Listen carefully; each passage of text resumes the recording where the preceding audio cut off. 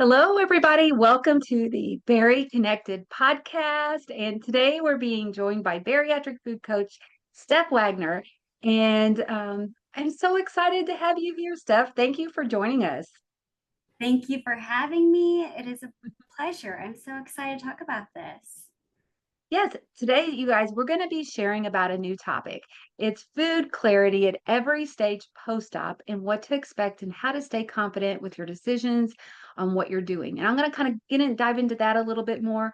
I also want to welcome every single person that is coming live onto this call, and maybe those also just that will be listening to the replay at a later time. Let us know a little bit about yourselves. Let us know, if you're pre-op, if you're post-op, where you're from, city, state. Let us know if you're on some type of journey, like weight loss journey, whether it be a medical weight loss or surgical weight loss.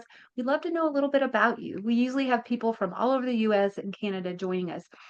And let's jump into what we're going to be talking about. And I'm going to kind of do a more formal introduction of Stephanie. So, Stephanie is a bariatric dietitian, and her and I was chatting just before we came on here. And guys, I told her she's a pioneer. Like, she started doing bariatric stuff years ago. She started her own private practice 10 years ago with a membership community.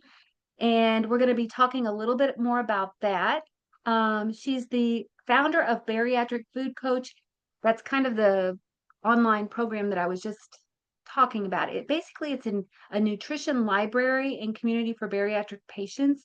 And she's helped thousands of patients with breaking free from, weight issues, plateaus, breaking through from those, and also just kind of feeling confident on those food choices. And that's actually a really great reason for you to be here today because she's going to be talking about questions that you might have around food, hunger, and basically all of those things that she's gotten, I guess, frequently asked questions throughout the years of things that people are coming to her from all the phases, whether you're pre-op, early post-op, later post-op, years out post-op, all of those things. So in that, Stephanie kind of got a little crazy, but I feel like you might be able to do a little bit more of a more detailed description of yourself and what you're doing. I'm going to mute myself for just a moment because I want to go on to Facebook as well and make sure we're streaming live there.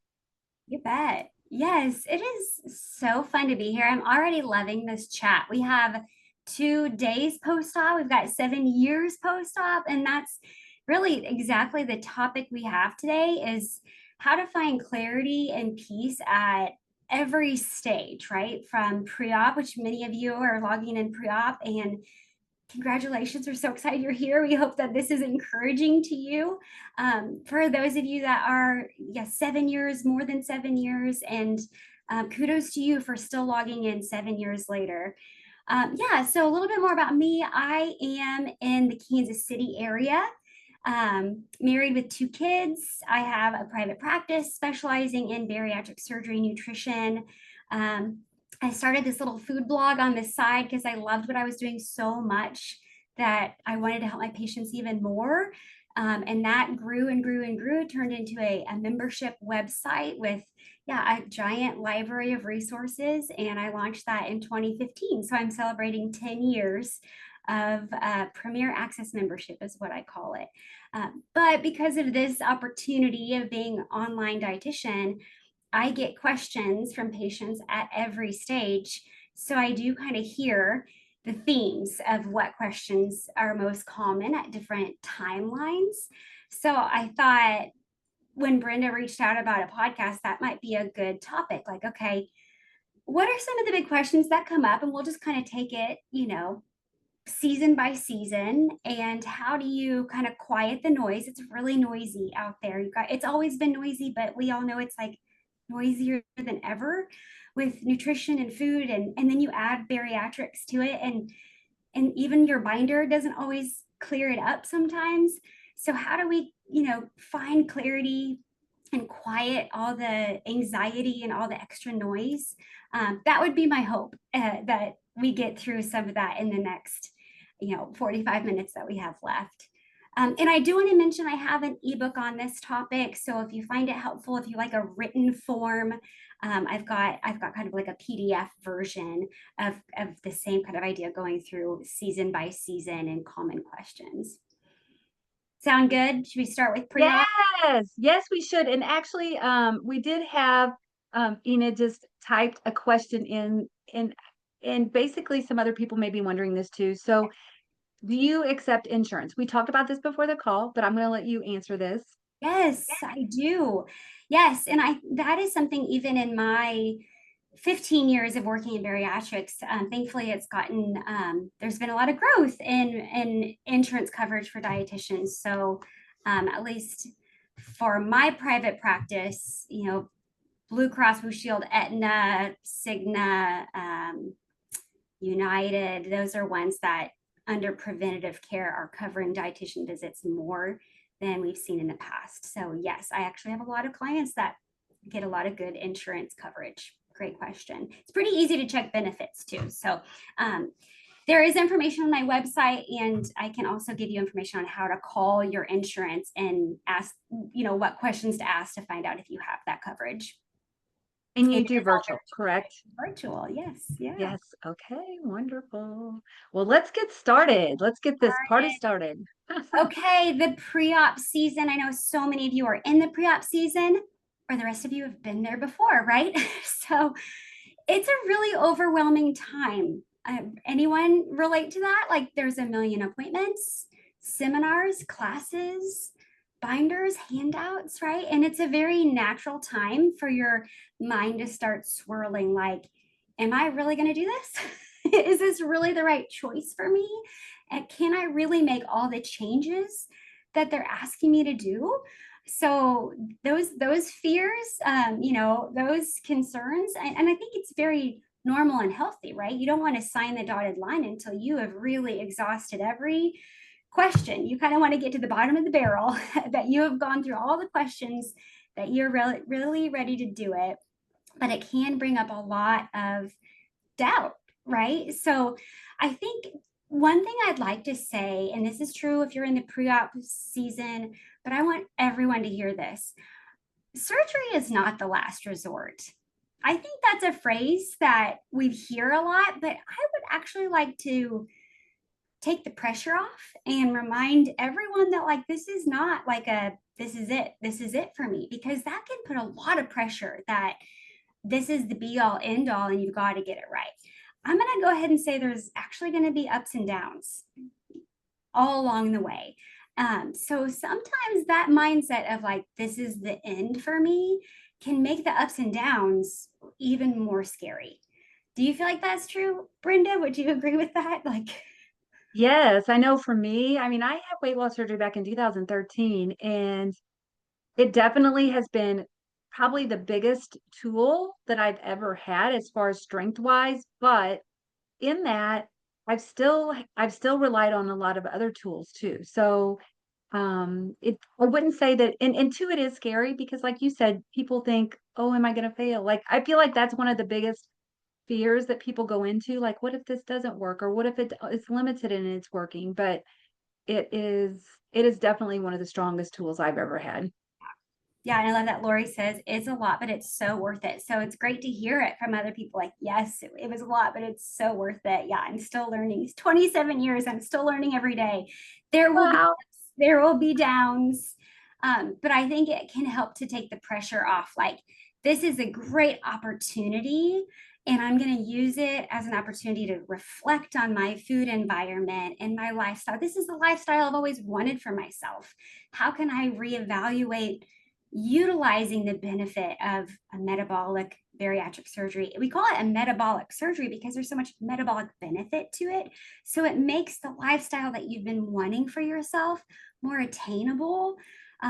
But it's not like this litmus test on how well you can perform. So I think that I just want to take the pressure off everyone, right? That you're allowed to have good days and bad days, but it is an opportunity to do that mindset work, that to reevaluate your overall lifestyle. So I think what I like to do, and this is true of every season, pre-op, post-op, I like to look at I like to look at it as a health foundation.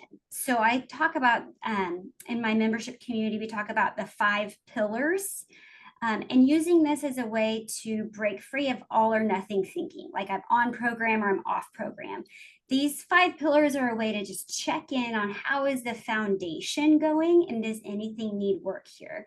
So the 5 pillars are water, food, movement, sleep, and vitamins. So when any one of those pillars is struggling, it makes the whole foundation kind of shaky. But when we build up one of those pillars, it tends to make the whole foundation stronger, which is really encouraging because it's not that you have to perfect all of it. If you put energy into just water, you may find that your energy is increasing because you're more hydrated. Well, now I'm getting in more movement because I have more energy. Well, now I'm sleeping better because I had more exercise, or my appetite's more controlled. So you get the idea. Your overall foundation starts to strengthen, rather than on plan or off plan. So we'll talk about the 5 pillars as we go through each of these seasons, but the pre-op time is a great opportunity to start with that foundation in mind. Like, okay, what in my home environment could I start now to with these pillars in mind to build up a better food environment, to help myself with better hydration practices, with my sleep schedule. So that's a good approach to the pre-op season is how can I strengthen my pillars now? Because surgery will change things, certainly, but those pillars are going to carry through pre-op or post-op. Anything you'd add to that, Brenda? Movement. Was that one of the pillars? Did you Yeah. have? Okay. Okay. I must have missed that. But no, I think I agree. 100%. 100%.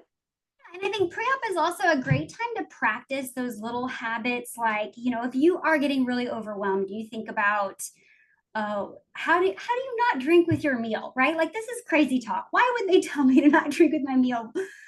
If those kind of things are really overwhelming, pre-op is a time where you could practice some of those things. So maybe one meal a day you practice the fluid rule and try it on for size. It's a lower risk right now because you don't have the anatomical change yet. So you're not actually risking anything. But when it comes to time and energy, it'd be better spent figuring out how am I going to build up that food pillar rather than focusing on all those little habits that kind of get forced on you a little bit, like the small bites and going slowly. Yes, practice those, but those are also going to come one way or the other. Looking at the overall food pillar is going to be more helpful because that's such a big foundational part of the journey. So that's my encouragement there is those pillars. Yeah. Okay, we'll move into early post-op. So let's take it by like early post-op to 6 months post-op. So I know someone said 2 days post-op to 6 months post-op. This is a time of change. There's so much changing, and honestly, it's a emotional roller coaster. I've had patients laugh, cry, want to scream, anything in between because there's just so much change going on at once, and there's a lot of highs and lows. One of the most common questions at this stage is about stalls. Why is the scale not moving? Especially when my intake is so low. Like, how is this possible? I'm eating nothing and it says I'm not losing any weight. Very, very normal. And it's just part of the transition, especially if you go from a liquid diet and then you're starting to move into pureed foods or soft foods. That transition, you may notice your clothes are hardly staying up, but your scale isn't making any sense. So it's a time to not use the scale as I mean, the scale usually is not the most reliable in general, but I wouldn't weigh in terribly often, maybe once a week, just because it is a really confusing time for the scale. It's just not very reliable. look at the pillars. How are my pillars going? Following your binder, because every program's different. You might need to go back and see what phase you're in.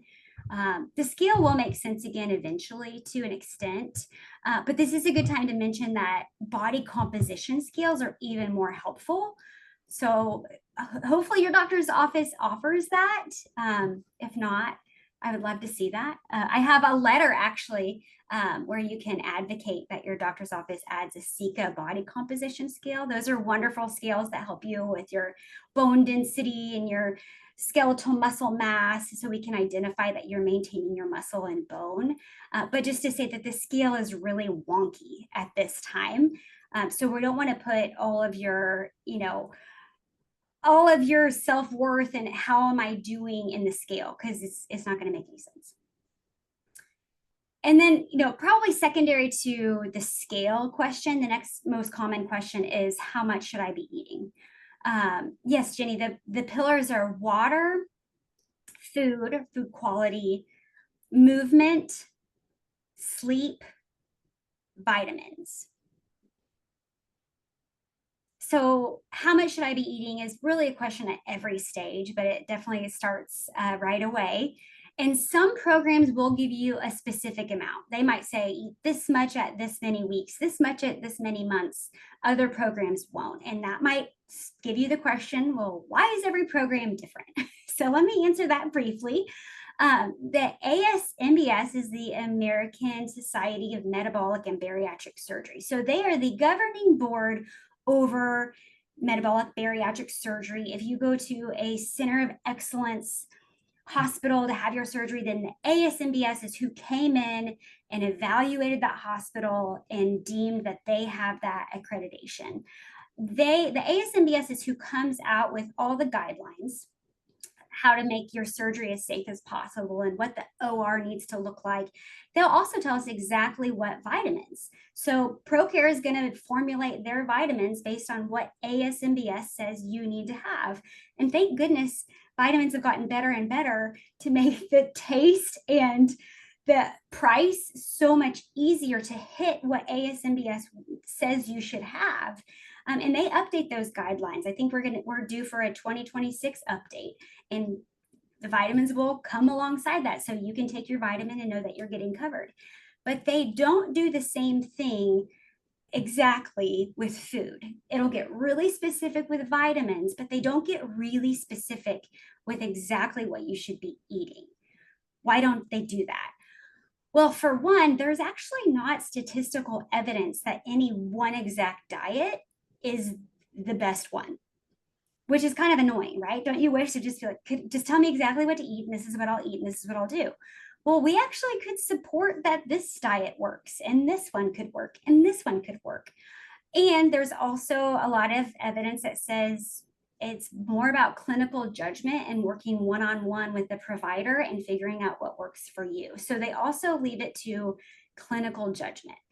So that's why one program's binder will look different than another program's binder, and one program's stage 2 foods are different from somebody else's stage 2 foods. So when you go to look for recipes, instead of putting stage 3 recipes, you might need to put more specifically soft proteins or pureed proteins, or you're looking specifically for those ingredients, because it is apples to oranges, so to speak, whenever you're looking for those phases. The only thing that we do see is it'll say 60 grams of protein minimum. That's the only thing that we'll see, is we want you to get 60 grams of protein minimum. How that comes together is up for interpretation. That can be kind of frustrating, because sometimes we just want it to be really black and white. So I think we can get it a little black and white, but it does have to be a little bit flexible too, because we all have really busy lives. And if it wasn't flexible, it would also be too difficult to stick with. So all that to say, the question of how much should I be eating in this stage of 0 day, first day post-op to 6 months post-op, it's more about learning how to eat it and learning what your fullness point is. So taking small bites, eating it slowly, identifying what that first sign of fullness is. A lot of things could be coming up at this point. One thing is called premature fullness, where you eat 2 bites and feel like you need to stop, but then you're hungry an hour later. If you're feeling that, like hungry fast, full fast, and you're hungry through the day, that typically is a sign of bite sizes need to be smaller or speed of eating needs to be slower. Sometimes you have to go backwards a little bit if the texture is too solid, and your stomach is irritated. You might need to go backwards to softs, tolerate that really well, then go forward again. So this is just a season of learning and going backwards and going forwards and figuring it all out. And it's still about the pillars. Am I getting water? Am I getting quality food? Am I getting movement and sleep and vitamins? So but it is emotional. There's a lot going on at this time. So things might come up: nausea, vomiting, constipation, hunger that you didn't expect. Stay connected with your bariatric team. And then again, go back to your pillars. If you can't explain what's going on with your symptoms, then get in touch with your care team. Very common fear for patients to start thinking, did I mess this up already? And so again, no, because this isn't your last chance. This is a learning process. You're just putting in the work and you're learning. Yeah. Okay, we'll go to 6 months to 2 years. I'm kind of putting this section together because even at like 6 months, it's kind of the back half of your first year.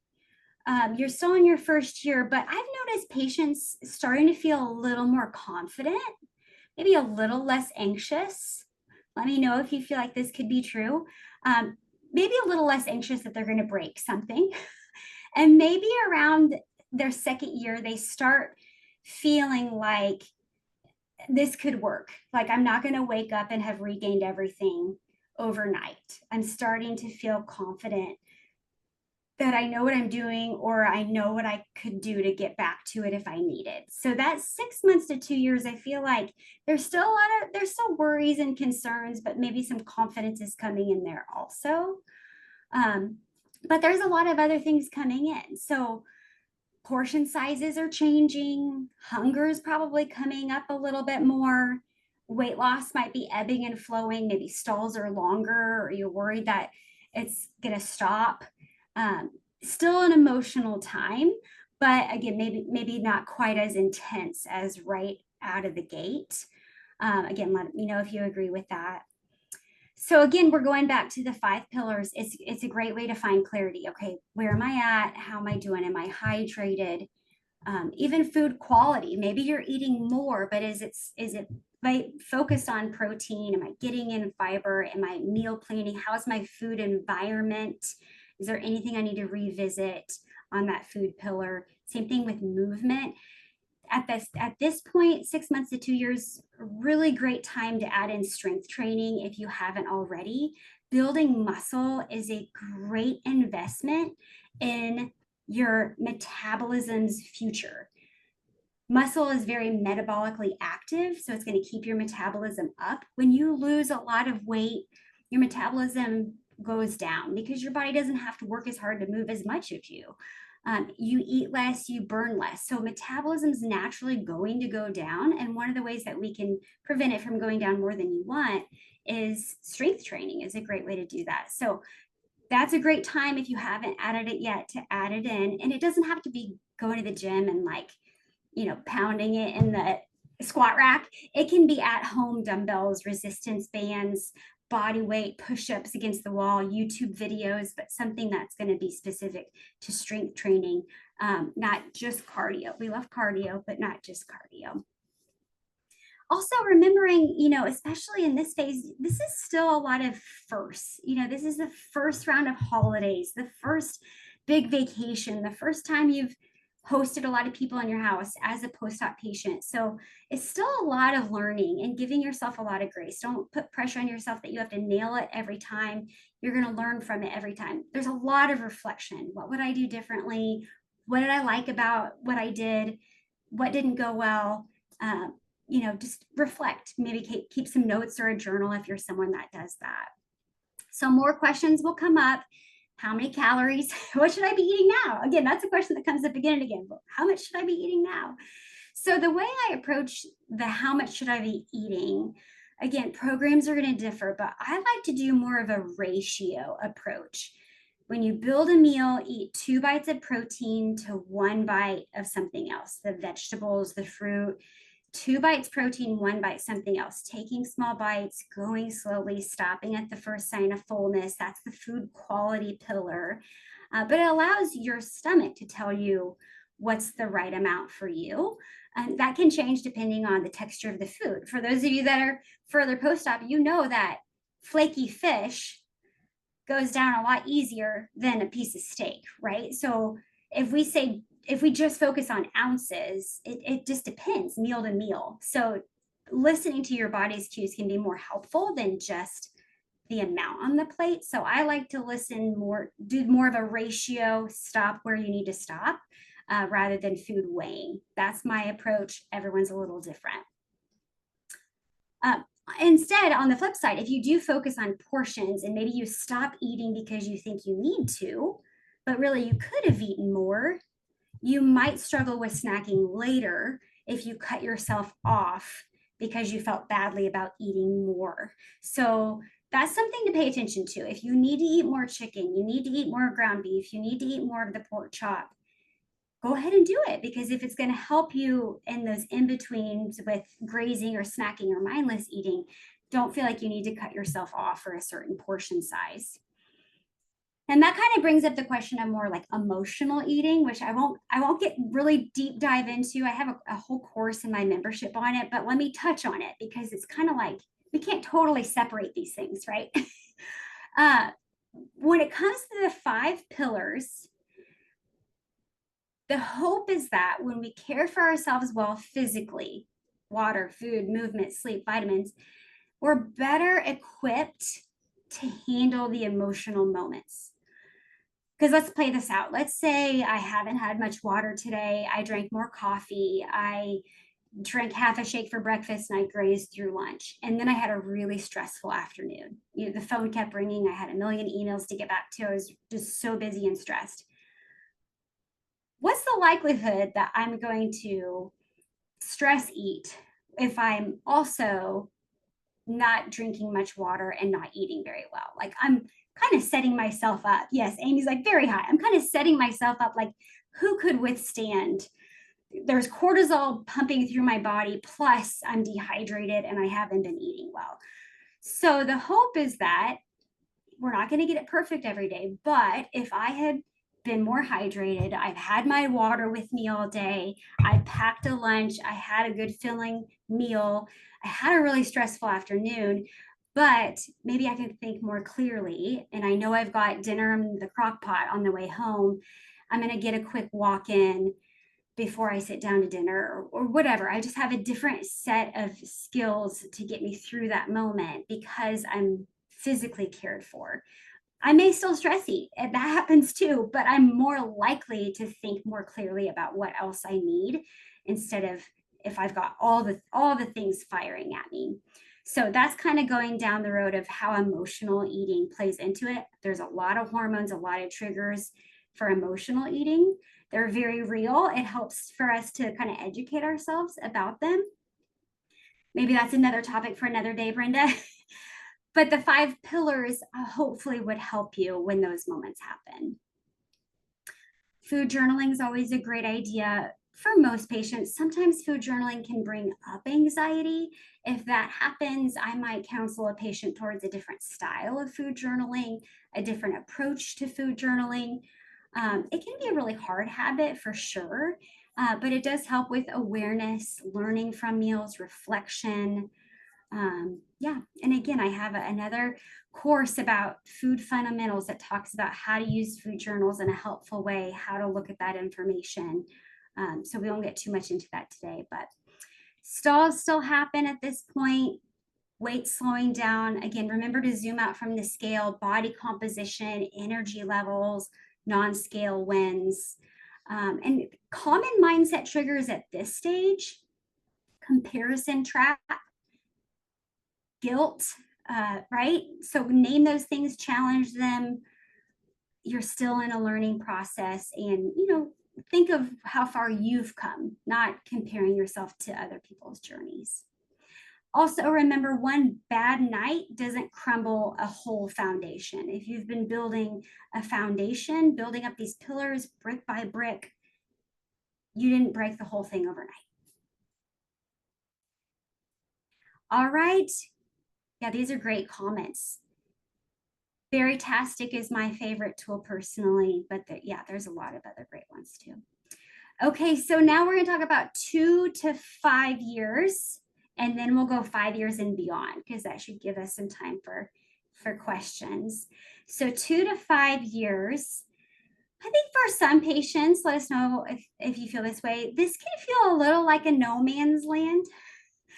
Now, we do have research that says patients who maintain their weight loss at 2 years post-op statistically have higher odds of long-term maintenance. So that may be encouraging for anyone that's 2 years post-op, maintained some weight. Statistically, that's about the time where we see that you're on a path of maintaining that weight loss for a longer and longer amount of time. I think it's very common for patients to always wish it had been more. Maybe that's the glass is half full, glass is half empty. I think both are true. Glass is half full. Yeah, I'm so glad I lost what I did. I'm so grateful I couldn't have done that without surgery. Glass is half empty. Like, I wish it was more, right? And I think there's a little bit of both of that going on at this season, like grateful and also maybe some frustration of what the expectations and the reality starts to come out. So there's a little bit of both gratitude and maybe wishing there was more. It might be a time of redefining what success means to you. Maybe it's a shift from intensity to sustainability. What can I sustain and stick with? Scott, that's a great question. We'll make sure and come back to that one. I'd love to answer that. And so at this one, you come back to those 5 pillars. What has slipped? What needs attention? The pillars are simple, they're basic, but that's where we find clarity. Like right now in my membership community, we're doing this back to school challenge where we're revisiting the 5 pillars after summer. We've all been traveling, we've been doing different things. That's kind of my favorite part about summer. We just get to kind of let loose a little bit more, but everyone starts to crave rhythms and routines again. And it's like, all right, let me get back to my meal planning. Let me get back to my counting my water. I don't know how much I've been drinking because I'm not tracking it or whatever. So just kind of getting back to those basics. But I think that can quiet out the anxiety when we kind of get back to the foundation. So that's something else to do at that 2 to 5 year time is, all right, where am I at? What do I need? I think a great question at this point is, what do I already have to help support me in this? Like at 2 to 5 years post-op, you probably have things at home to support you in meal prep, or you have things at home to support you in fitness. And sometimes it just takes going around the house and taking inventory of what you already have and what you're using. If you didn't use it, don't feel bad, donate it. Maybe someone else will use it.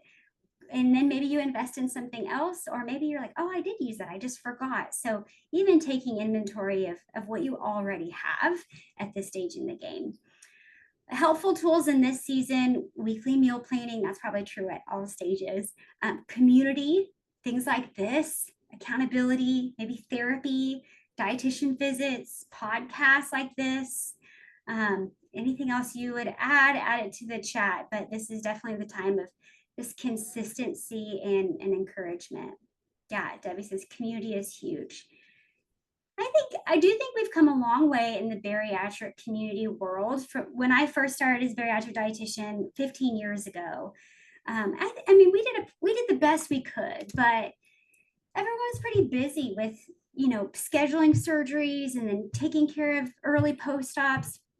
And there starts to become kind of a black hole. We don't have as much for our patients in this 2 to 5 and 5 years and beyond. So I am grateful to see things online or more options to bring community, so that you don't feel like after 2 years you've just been kind of forgotten or dropped off. So Maybe sometimes that still happens, but I also hope that we have come a long way in that way. And I've got my good friend Debbie Blue on here telling me you did a wonderful 15 years ago. Thank you, Debbie. I'm so glad you're here.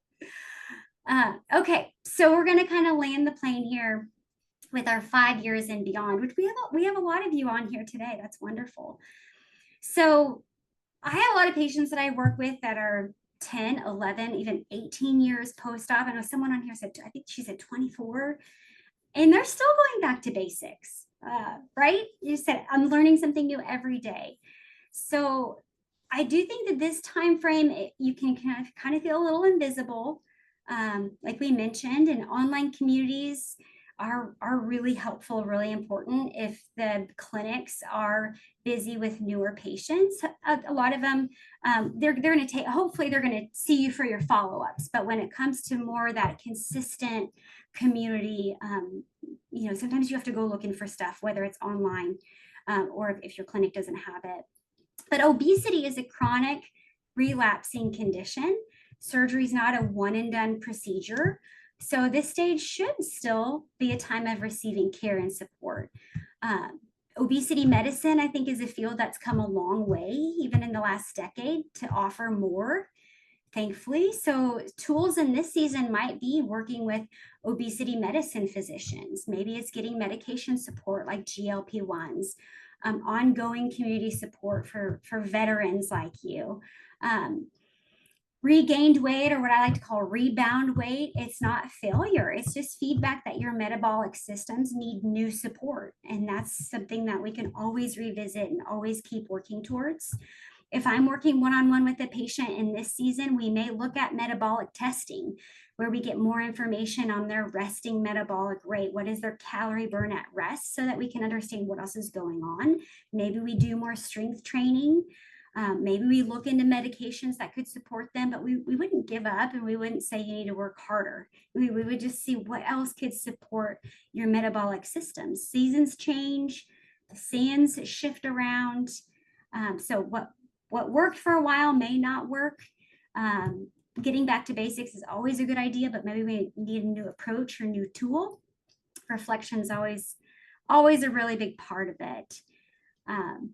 And then, like we said, sometimes the emotional part gets into it. We all have life interruptions that come, whether it's, caring for a loved one, or unexpected loss, or grief, or life change. So sometimes there are times where we have to change the amount of time and energy we can put towards our 5 pillars. We have to take care of our most basic things. And sometimes your energy has to go to that. And then you come back to your 5 pillars with more energy as you can, but just finding a way to keep your basics cared for. So that's just what it is to live with a chronic disease day in and day out, and lean on a community to help you. So to kind of recap, each stage has its own challenges, right?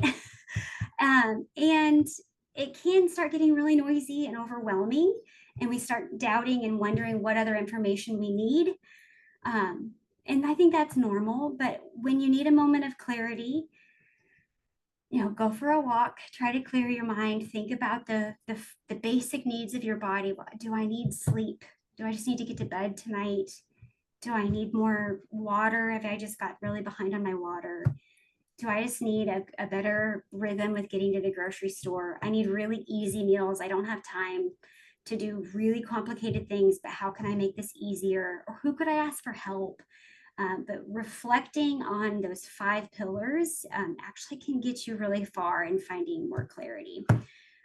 But you're not going to break it. You're not going to break your surgery. This wasn't the last resort. And I'm so glad that you're here. So, and if you'd like more recipes, more help with those food pillars, I know Brenda's going to share resources as well, but you can find those on my website at bariatricfoodcoach.com.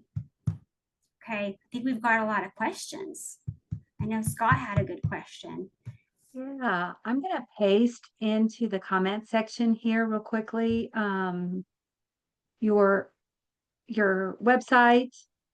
And also I want to mention real quickly before we go to questions, your free ebook. Tell us about that. Yeah.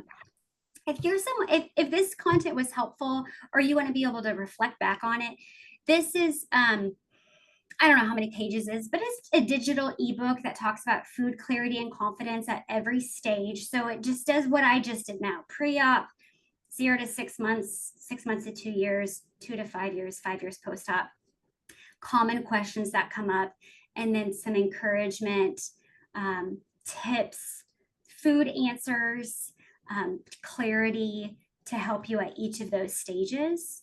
I mean, it's an ebook, so it's not going to get super duper duper specific, because some of those things you do need to work one-on-one with a clinician. But I think it can also kind of quiet the noise, especially when it starts to feel really overwhelming. Yes. And we'll be showing you too how to find, we'll jump onto your website here in a little bit too. Okay. Yeah. But yeah, we'll take some questions. What I'm gonna do is there's a Q&A box. There's about 14 there, and then there's quite a few in the comment section. So I'm gonna kind of be jumping back and forth from those. Great. But let's just kind of start. Some of these you may have answered because some of these were at the beginning of the session, and so I know that you covered a lot. Um, this one is more of a comment. My policy does cover 10 sessions. So yes, a lot of times insurance will cover some dietitian. Would you say it would be dietitian visits, or how would you label that?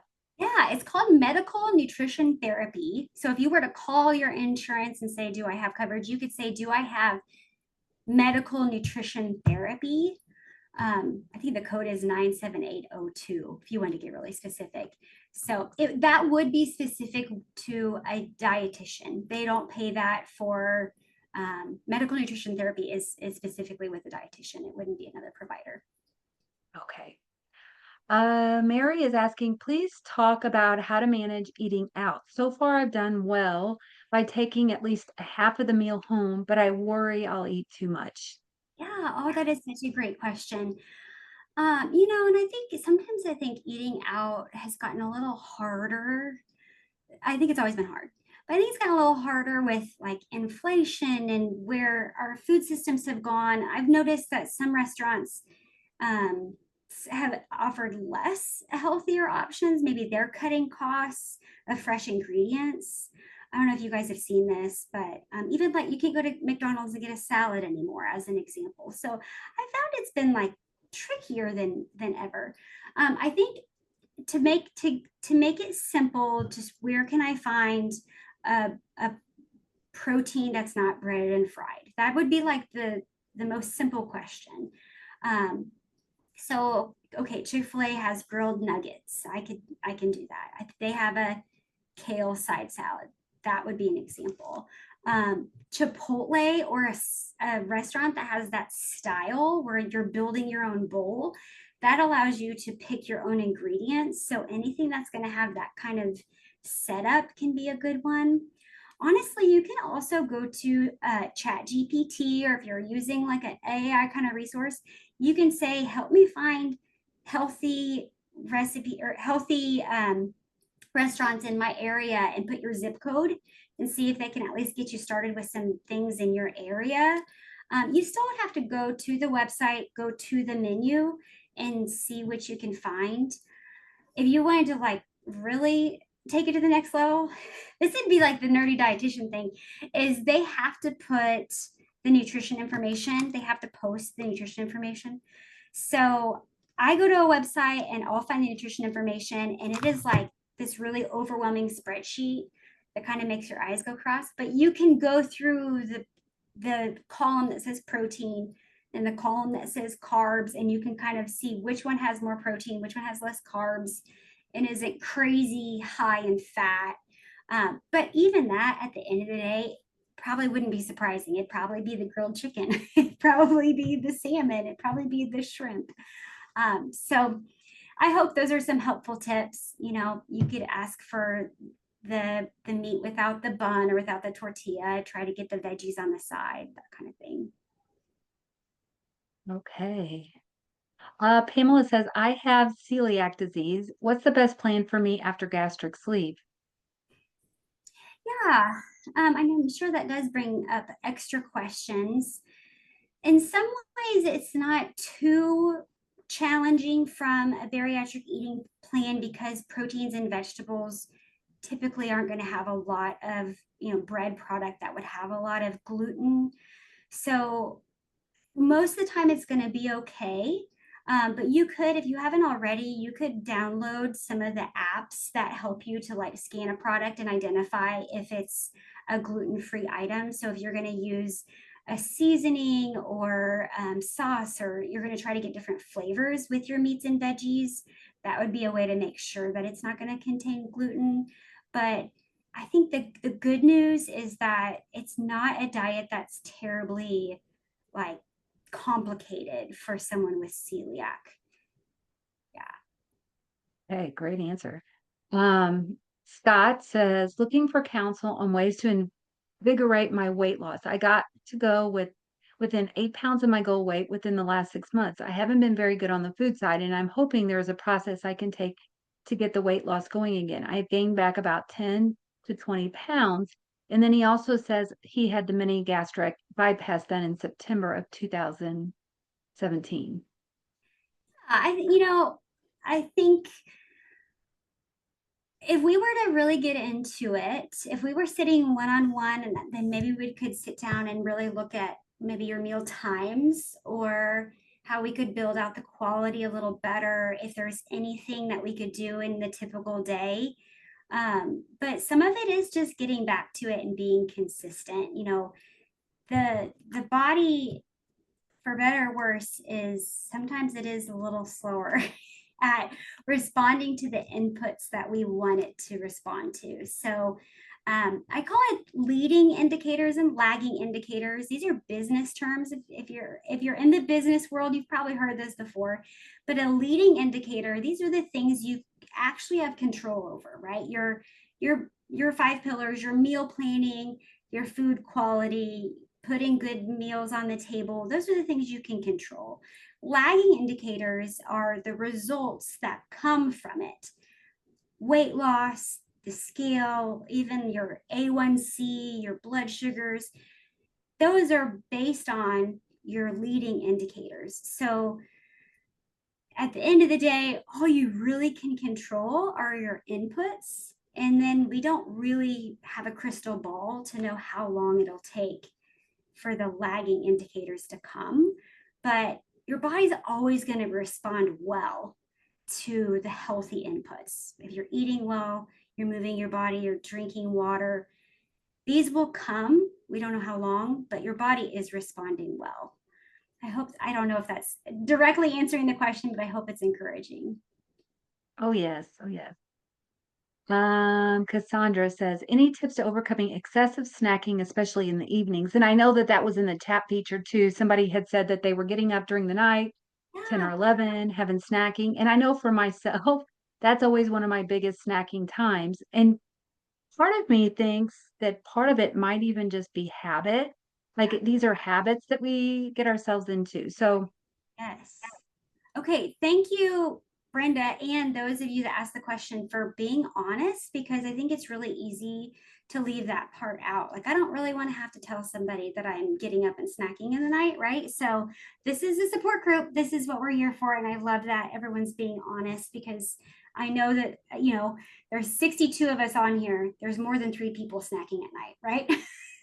So, thank you for the ones being honest about it. There are lots of different reasons. So part of it is figuring out what is the concoction of situation going on that's triggering the eating. And it could be different. The body is complicated. So I mentioned the 5 pillars is kind of more of the physical care. So this is what we call homeostasis. If you remember that from biology class, then this is taking care of your body's basic needs to keep you in equilibrium, right? You're keeping your blood sugars stable, you're keeping energy in your body. The other system in your body that triggers eating is the hedonic system, and that is the system that makes you hungry or triggered to food that has nothing to do with being hungry. It could be boredom. So bored eating typically is a dip in dopamine. Dopamine is a powerful neurotransmitter that is the pleasure reward system. We feel pleasure when we eat, so we get a boost in dopamine. Well, that can also become a habit, just like you mentioned, Brenda, because if you sit at the same place at night, you sit down at the same spot on the couch every single night. Now it's become a neuro pathway that says this is what we do at this time. I'm bored and that sounds good, and this is what we do. So it's both. Now I've got a dopamine dip and this is a habit. And that's just learning more about what's going on. That doesn't mean that like you have no willpower and you're a weak person. There's a lot going on here. So there's other things that bring dopamine up. So this is where it could be helpful to have a list of other dopamine boosts. That might be looking at pictures, planning your next vacation, enjoying a craft project. I used to work with a therapist that would talk about having a list of things you could do in 3 minutes, 30 minutes, and 3 hours based on how much time you have available. And so having a list of things you enjoy doing for different amounts of time, because that's typically what your body is looking to do, is something enjoyable. Food is just so easy and we have easy access to it. So our brains are lazy. We're going to go look for the easiest way to do it. So whatever you put on your list should probably be something that's not going to require a lot of you. Reading a good book could be something at that time. Or it could be sitting in a different spot, trying to break the neuro pathway to say, if you sit at the same spot every single night, then your brain's going to think of the same thing. But if you try to change something in that pattern, it might interrupt it. That's just an example of boredom. Stress would be cortisol. Cortisol triggers eating because you're in fight or flight mode and your body says we need to fuel up for the fight. So you get triggered to eat high sugar, high fat foods to fuel up for that. So those are just two examples. We could talk about all the other hormones and triggers to eat, but that's kind of an example of how our bodies are complicated, and understanding what's going on at that evening time can help us to see what might set you up for better success. Okay, we'll take two more. That's so hard because there's probably like 20 more questions. I'm gonna do some of the ones that are most common because I kind of want to touch ones that I've heard a lot of people say. This person is asking about their program specifically is telling them that they can't have bread, sugar, or tomato. I not heard tomatoes, but tomatoes in any kind. And what the benefits of this might be. This person is struggling with that, about feeling some guilt around eating certain kinds of foods. And as you said too before, guys, every program is different. So we don't want to go against what your program says, but also, I'll let Steph answer that question on how she would best Yeah. approach that. I think if you could also ask them, can you tell me more why this is the recommendation? I think sometimes, I will tell you this, sometimes the surgeon will give you something that the dietitian never said. And I will tell you, behind closed doors, the dietitians are like, why are you saying that? So just know that sometimes you kind of have to figure out what's going on with your bariatric team and who should you listen to and what is the recommendation. And sometimes they'll say, oh, it's just for the first 6 months to make sure you tolerate it. Or maybe they'll say, oh, we just never want you to eat that. But sometimes you can't, because it is a little bit of a Wild West, you don't always know what is that provider versus the whole program. So was that written in your binder, or was that spoken by a provider, just verbally? But I would just ask more questions so that you do feel clear on why they're saying that. Okay, and I'm doing one more. It's hard. It's hard picking one more. Oh, can I pick one more? Yes, That was yes. a really good question. Yes, sorry. There was such a good question. I think it was Scott that asked about if the pouch stretches. And That's the one I was gonna pick because okay, that's great. such a So we common were on the question. same page. I didn't steal your last one. If I can grab the link in time, I will share it because I have a blog post that answers. It's just a free blog post that answers this. It's a very common question. It's a big fear, but let me put your fears to rest, that it is incredibly, if not impossible, incredibly difficult, if not impossible, to stretch the stomach. So if someone feels like they've stretched the stomach, it's more often the textures of the foods they're eating or that they're drinking with their meals or too soon after. So the food is moving through the stomach faster. So the volume of food that they can eat is growing. So they might think, oh my goodness, I've stretched my stomach. I can eat so much more now. But if they were to go to a protein, a lean solid protein, and not drink with it, they may still feel the restriction. So typically it's not that the pouch is stretched and that's what's causing regain. The stomach is 3 really, really thick layers of muscle. So if somebody's going to overeat, they're more likely to vomit than the stomach is going to stretch out. It's not like a thin balloon that stretches. It would cause more of a vomiting. So you can read more about that on the blog, but all that to say, typically it's not a stretching situation. It's more just getting back to basics of solid proteins, and that fluid rule is a long-term rule. Oh, you're still on mute. Thank you. I had some beeping in the background here. We have a outside camera and it keeps going off. There's so many more questions, guys. Connect with Steph directly. I'm gonna put her website once again. She does take one-on-one coaching if you're interested in that. Again, you can check with your insurance to see if you have coverage, so you may not even have to pay out of pocket for that. But if you're interested to her community, Steph's in that community, and I'm sure that they can ask questions within your community as well. So another great way to get a lot of these questions answered that are coming in, because it is hard. It's hard to find out all of those things. And I'm sure when one question pops up, 10 more pop up. So looks like somebody already confirmed their subscription. So I'm going to pop onto your website because I want to show them that too before we get off here. And I want to show them how to navigate your website and what that looks like so that they can check that out. So let me share my screen. And that's the agenda for today. Here we go. Bariatricfoodcoach.com, guys. And basically when you get on here, she actually has some freebies. So grab your free menu here. And then if you kind of scroll down, you're going to also see some other things on her homepage about recipes and all of that. It's going to have the link for her community as well as under join us. So you can click on that. You can click on book now, which will have some links on there, how to check your insurance and like how to connect on a different level with Steph. So Steph, in wrap up on your part, is there anything else you'd like to say with that? Yeah, certainly would love to have you as a community member. We have it's my 10-year anniversary of having this community. So it's just $15 to join us. And there's no increase later. It's just $15 a month. You can cancel anytime. So if you do want to find unlimited help with resources and recipes and community calls like this, I know I saw some of my community members are here today, then you can find out more about that on that join us button.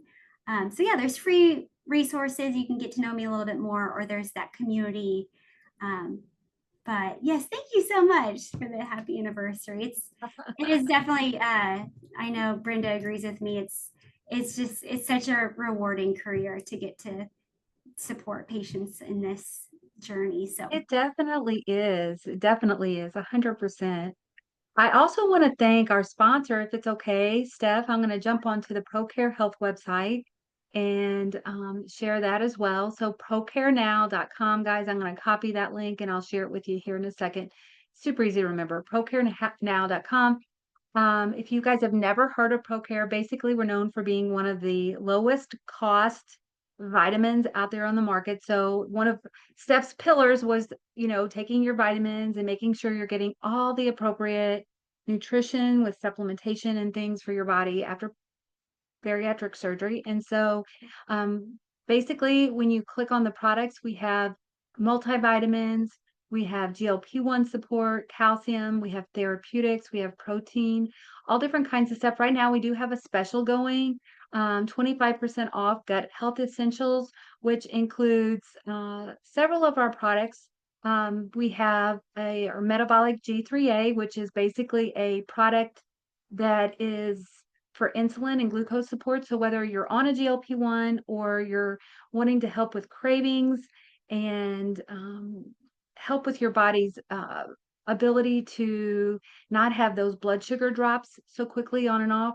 That's a great product to try. We also have our probiotics, which are just basically with gut health. If you struggle with constipation or maybe just having bloating and things like that, that has been super useful for a lot of patients.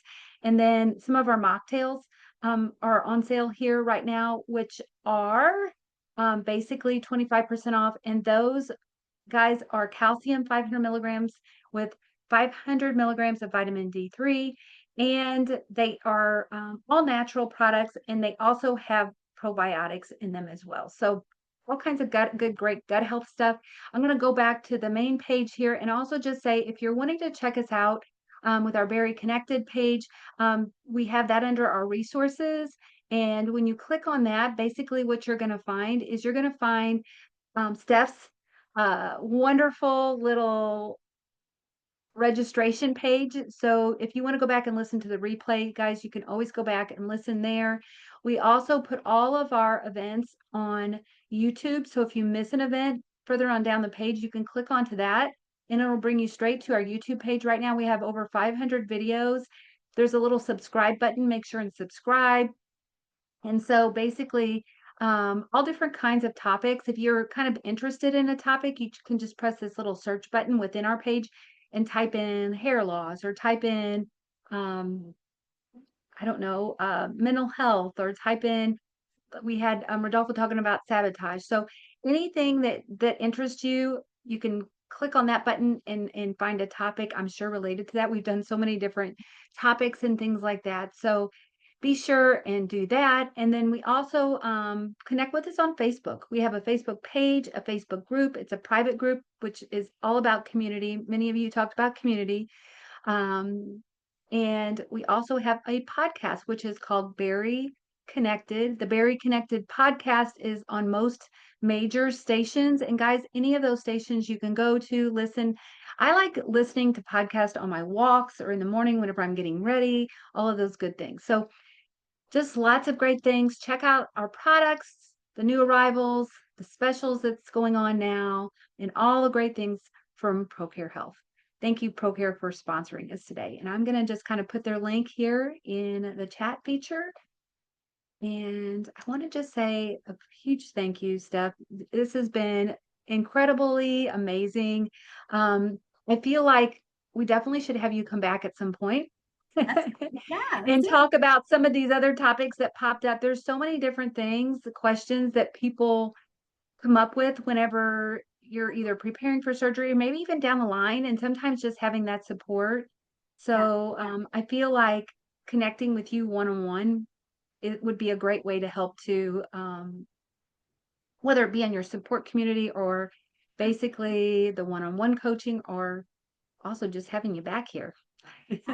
All the ways. Just never give All up. the way. All the support, all the ways. Exactly. Well, it's been so fun to be here. Thank you for including me. Yes. And I want to wish everybody on this call a great rest of your summer and continue to join us. We are doing our Berry Connected podcast now on a monthly basis. So we'll be back on next month instead of doing them more frequently. We're kind of focused in and looking at just really navigating the topics like Steph had today. So thank you. Let's all stay very connected. And until the next time, take care, guys. Bye-bye.